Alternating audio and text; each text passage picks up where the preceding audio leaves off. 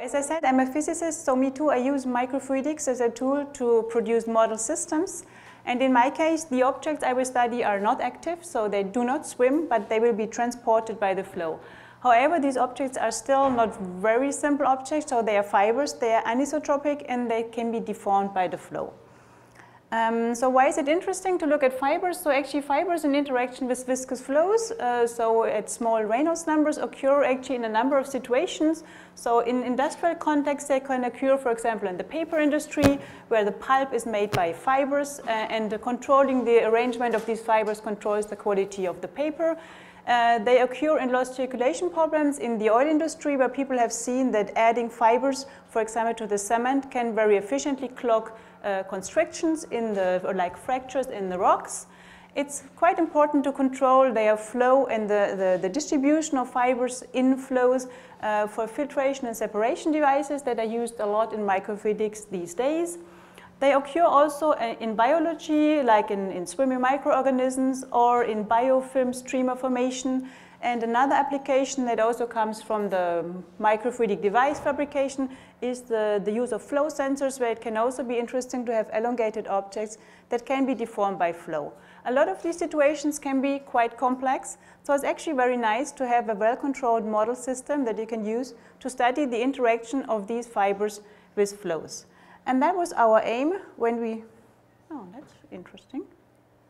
Okay. Oh, now it's here. Okay. So that was actually our aim when we built what we call our microfabrication and flow platform. So we want to control a number of things. So first of all, well, of course, we use microfluidic geometries. So these geometries allow us to have a very good flow control, to have the geometry of the flow controlled and to work at small Reynolds numbers. And also under some situations, we can create an intelligent geometry of the microfluidic flow geometry to use them as a rear meter. But I will not talk about this part today. Then we fabricate our particles ourselves. So here are two examples, but I will come back to them on the fabrication of fibers. Actually, I don't think that this is playing. But we do not only fabricate them inside the microfluidic geometry, but we also characterize their mechanical properties in situ. So this is an example where we look at how, actually it worked when I tested it, huh? So that's not very nice.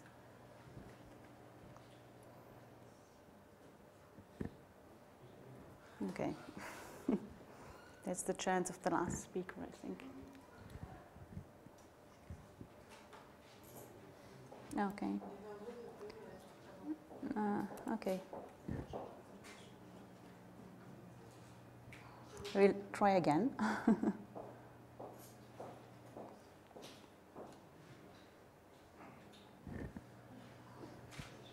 Okay, so keep fingers crossed. So the example that you can see here is an example where we have actually attached a fiber-like object on the sidewall of a channel, and we deform it by the flow, and we use the bending of the fiber to access the mechanical properties. So with this system, or with all these platforms now, we have a very good control about the geometry and the particles, and we have access to a large range of different particle sizes with increasing complexity. So we can go from spheres to elongated objects. These objects can be deformable, and they can even be active. And there's just a series of these particles that are shown here. But today I will specifically talk about the transport of fibers, and not just fibers in any kind of geometries, but fibers in confined geometries. So by confined, I mean, first of all, that I will work with a microfluidic channel that will be helical-like, so it will be very large but not very high, and the fiber will be of the same dimension as the channel height, so as you can see here. So the fiber is also confined in the channel. So that's a typical situation that you can have for flow in fractures, and also very typical for microfluidic flow geometries. But keep in mind that in this direction of the channel there will be no shear, because it's a plug flow in this direction, and all the shear will occur in the height of the geometry. So first of all, how do we fabricate our fibers? So actually we use the method that has been developed by Patrick Doyle, and the method is very simple. So you fill your channel with a polymer that cross-links under UV light. You draw your fiber on a mask, you shine UV lights through the mask, and the fiber will form directly in the microfluidic channel. And here you can see an example in real time on how we fabricate actually these fibers. Well, the contrast is not very good, but you can see the flash that fabricates a lot of fibers at the same time, and actually the method is very quick, so it's some milliseconds of illumination, and you can in this way fill your channel with fibers. The good thing is that you have a very good control on the arrangement of your fibers, of the number of your fibers, of the concentration of your fibers, and you're really the master of what you're doing and what you will be looking at. So this method actually works. So it's a projection method, so the reticulation takes place in all the height of the channel, and the method works because oxygen permeates through the PDMS and the oxygen inhibits the radicular reaction. So there's a small layer on top and on bottom of the fiber that actually allows the fiber to slide in the channel afterwards. And this also allows you to change the confinement of the fiber in the channel just by changing the channel height, because this small layer will always have about the same size. So you can play on the confinement of the fiber by changing the height of the channel. So now you have a system that is very well controlled. But it turned out that actually there was very little known on how these fibers are actually transported in confined geometries. So we started by doing a first experiment where we just put a fiber here and look at how this fiber is transported. So the film doesn't work, but it's not a very interesting film. So the fiber just goes through. And we were looking at the velocity of this fiber compared to the velocity of the flow as a function of the different orientations, so a perpendicular and a parallel fiber. So all of these fibers are transported more slowly than the flow because they have friction with the top and bottom walls. But it also turns out that the velocity is anisotropic. So this fiber will not be transported at the same velocity as this fiber. And if you measure this experimentally, what turns out, if you compare the fiber velocity to the flow velocity, which is done here, and so actually we are in the Poiseuille flow, so if you're in the middle of the Poiseuille flow, your velocity will be 1.5 times the mean velocity. So if you're very little confined, you're just like a small bead and you're transported at the flow velocity. But if you increase your confinement, you will have more and more friction with the top and bottom walls, so you will slow down. But you will not slow down in the same way if you're a parallel or a perpendicular fiber. So you can see that the perpendicular fiber will be faster because the perpendicular fiber is pushed more by the fluid. And actually this has quite interesting consequences, because if you put the fiber at a certain angle in your geometry, the fiber will not go straight, but the fiber will drift, because the fiber will not have the same velocity for the perpendicular component than for the parallel component. And for those who are familiar with small Reynolds number flows, there's a very famous example of the sedimenting fiber. So a sedimenting fiber will not just sediment like that, but it will drift. But the interesting thing here is that in our case, the drift is in the opposite direction. Because the sedimenting fiber is faster like this than compared to the perpendicular case. And in our case, the fiber is faster if the fiber is perpendicular. So you just drift in the opposite direction. And actually you can use this drift of the fiber because depending on your angle, you will end up at different positions in your channel. And what happens is actually, there's a small parenthesis just to explain you why it's quite obvious that the different transport velocities will be different. Actually, if you are a parallel fiber and the flow goes like this, you see that if the fiber is very confined, the fiber will just block the channel and the flow will go on the side. So this fiber will actually slow down very heavily. However, if you're a perpendicular fiber and you block all the channel and the flow comes from this side, you will be pushed very strongly. But we thought it would be nice to use this drift of the fiber to make something with it. And actually it turns out that if you put your fiber in a channel where the channel width becomes a comparable size of the length of the fiber, that the fiber will oscillate between the two boundaries of the channel.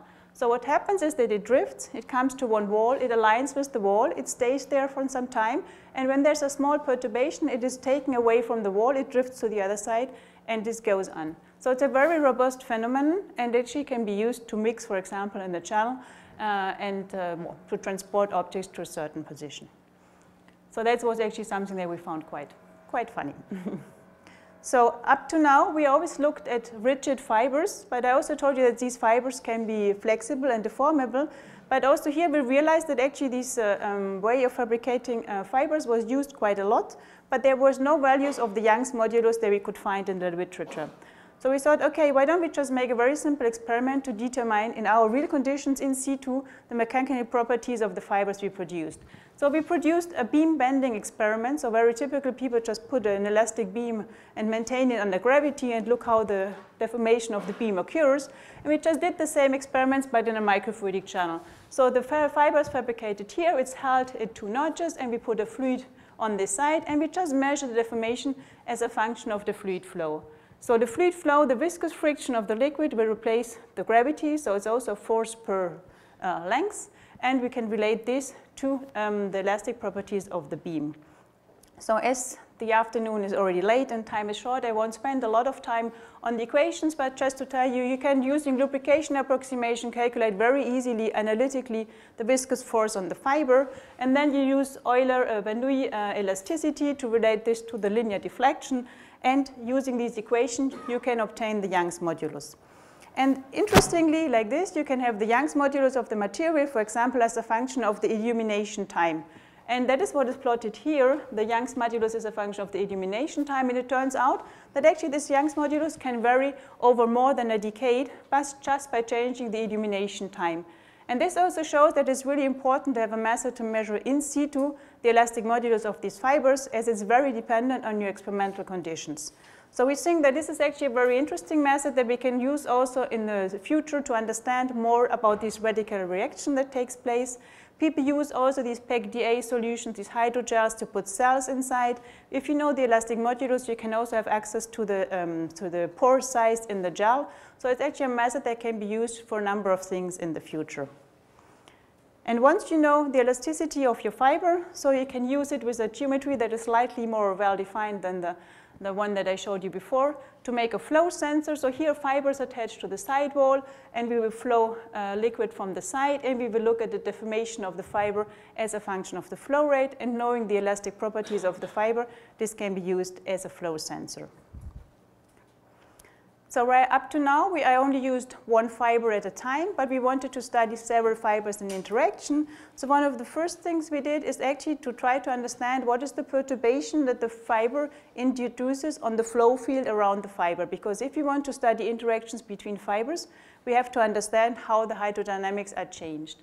And the first thing we did is on the top line that we used fibers that completely block the channel. And the fibers that completely block the channel, this is a classical solution. So we work with Hedler-Shaw cells. So everything can be described as a potential flow. And it's known that if you put an object like this fiber in the perpendicular fiber, that actually the perturbation in your flow will be on the size of the length of the fiber. However, if the fiber is parallel, in any case, it will only disturb the flow very little. But then we actually thought, okay, what happens if now I decrease the confinement a little bit? And if I decrease the confinement a little bit, the fiber will be a little bit transported with the fluid. And it turns out that the perturbation that the fiber creates around the fiber decreases very, very strongly with the confinement. So a lot of people study interactions of droplets, for example, in microfluidic channels, where there's a very strong interactions between the droplets. And that comes from the fact that they are very much confined in the channel. However, if you use other methods, like, for example, this production of these PEG-DA objects that are not so confined, because already at 0.9 of a confinement, which means that the height of the object is 90% of the channel height, the perturbation of your flow field will already be very small. And to quantify this, we have not only looked at the visual flow field around, but we also measure the flow field if you measure it in the middle of the channel when you approach the fiber, and that is represented here. So for the perpendicular fiber, the black line is the classical result for the fixed object, and the other lines are actually for our measurements for the less confined fibers, but this is numeric, so this is not measured in experiments. And also this, sorry, I should have said this, is results from the numerics. And you see that by decreasing the confinement very little, you actually lose a lot of the perturbation of your flow. And the flow perturbation seems to become very localized around the fiber. So for studying the suspensions of these fibers, this mainly means that you have basically only geometrical interactions between the fibers. So if you put two fibers in the microchannel, they will not feel each other until they nearly touch each other. So that was important for us to know to study the flow of fiber suspensions. And actually to talk about fiber suspensions, I will just show you some examples of the things we tried. So one of the things that we started out and what we wanted to understand is how do these fiber flow through constrictions, with the aim, for example, to understand clogging and fractures. And as all other systems are in 2D, so it means that the fibers can never pass over each other. There's actually, if you want to make a random configuration, it's very constrained in 2D. So we thought, okay, why don't we just use two typical situations? We have parallel fibers and we have perpendicular fibers, and we will see what happens. So the first one is this one. So we fill the channel with our fibers, we put it to flow, and you actually see that they don't have a strong tendency to block the restriction, but most of them just have the tendency to go through. So this is a pressure-controlled flow, so that at a certain time the resistance of your channel will increase sufficiently to nearly stop the flow. But you see that the fibers are really large and the concentration is high. So we thought, okay, let's go to this arrangement. If the fibers are parallel to the restriction, perpendicular to the restriction, I mean, in this case, we were sure, no problem, everything will block. And you see also in the beginning that's the case. But then at a certain moment, everything goes through. So we think that this is because the PDMS is slightly flexible, that actually at the moment when it goes, when they block against the PDMS, at some point, it's this bottom corner that releases. But there was also an interesting phenomenon, I'm not sure if you really saw it, which actually happens that once it goes through, does it play? No? Yes. Ah, sorry. I stopped it. I wanted. So once it goes through, we will see that there's a clustering that occurs, which actually occurs also in a very robust way. And I also have to say that right now I don't have a very good explanation on why this happens. One of the hypotheses we had is that at the moment when the fibers go through, that something is released in the channel because the PDMS is soft, and that it's some kind of wave that travels back that forms these clusters. But we would have to do more systematic experiments on this. You can also do this with fibers that are thinner, so the thinner fibers will be more flexible, and that's what happens here, where they are just deformed and go through. But you can see in a similar way that there's clustering happening behind the restriction. So we wanted to go a little bit further and also look at a different system, because these fibers are 2D fibers, and the shape of the fibers is defined. So we wanted to also use fibers that might be more flexible and that have a different shape. So we used the method that had been developed in the lab between the group of Marc Fabrication and Jérôme Bibette, where you use super paramagnetic colloids, and you actually align the colloids using a magnetic field. So if you put a magnetic field, you induce a magnetic moment, so the colloids will align with the magnetic field. And in our case, we put the channel like that, we align the magnetic field like that, so they will align in the height of the channel. And then you add a polymer to your suspension, and the polymer will adsorb on the colloids, and if you press them together with a magnetic field, they will bridge the two colloids. So then when you turn off the magnetic field, they will sediment to the bottom, and you will have formed a suspension of fibers. And there I will have to try to show you the film, if my computer will cooperate.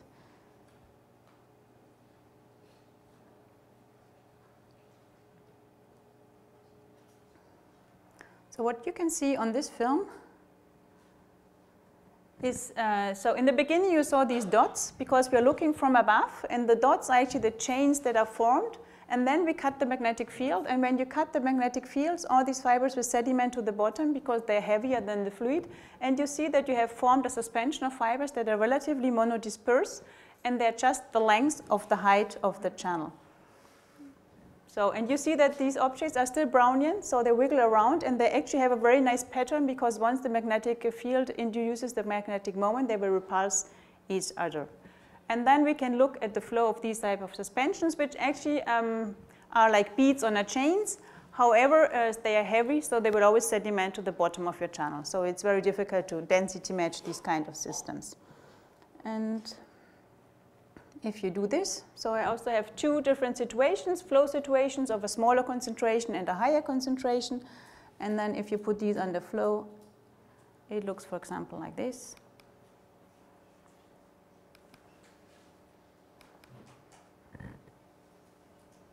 So what you can see in this case that you have aggregate formation. So actually the suspension is flowing, and we think that as some asperities at the bottom of the channel, they form this kind of aggregates, and then the aggregates can be transported and can also be at the origin of the clogging. So it's a very different method of clogging your channel, where in this case it's not shear induced when you arrive at the channel, but it's actually an aggregate that forms before you reach the constriction.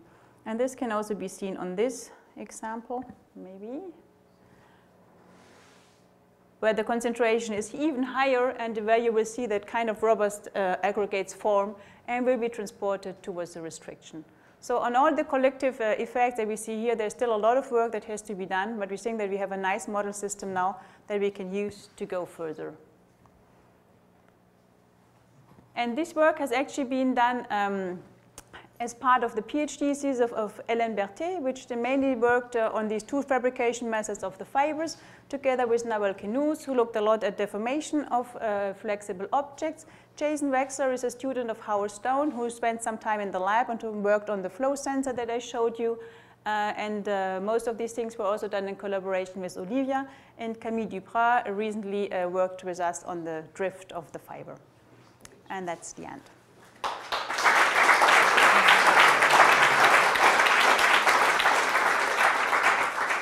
I didn't get how you can control the height of your object with the light illumination. Okay, with the projection method with the UV. Yeah. So actually it's mainly given by the height of the channel, because your light, your UV light shines through the whole height of the channel. Yeah. So the only thing is that you have an inhibition layer at the bottom and at the top.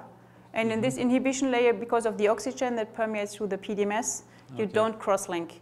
And typically, this in the height of the inhibition layer is given by the thickness of your PDMS channel. Okay. It's like a constant of your setup. And then you flow them in a channel of a different height when you want to vary. So actually, in this case, we always used them in the same channel. So we created the confinement by just varying the channel height. Okay. But you could obviously do different systems where you then go to a different channel height and have them less confined. Because all the geometries are linked, actually, in this geometry. Yeah.